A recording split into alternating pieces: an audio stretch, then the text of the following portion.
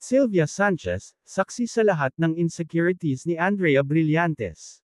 Ibinahagi ni Sylvia Sanchez, na bata pa lang si Andrea Brillantes, ay malapit na sa pamilya Atayde ang kapamilya actress.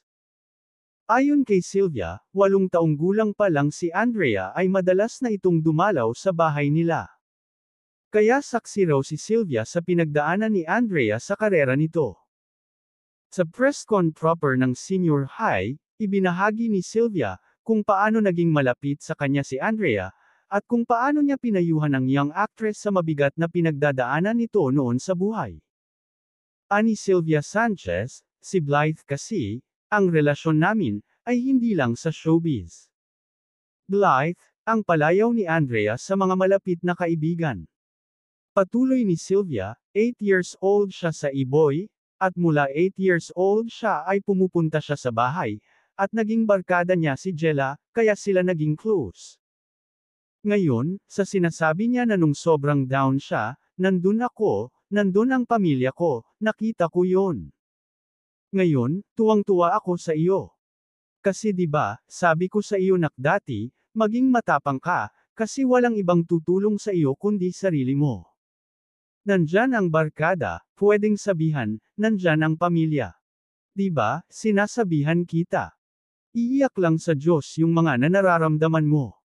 Pinayuhan daw ni Sylvia si Andrea kung paano harapin ang bashers.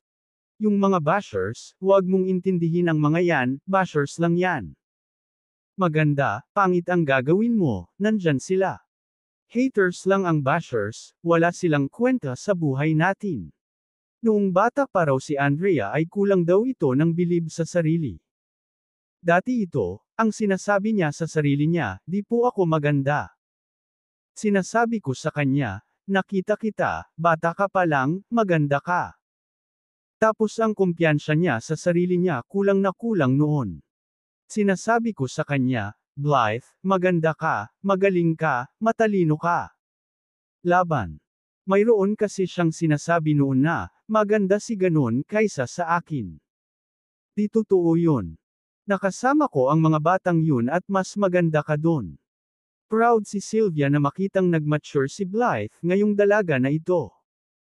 Lahad pa ni Sylvia, kaya ngayon, kung ano man ang nangyayari sa iyo ngayon, akala mo lang di kita kinakausap, inoobserbahan kita. Ang layo ng Blythe na kilala ko na 8 years old sa Blythe ngayon, at natutuwa ako.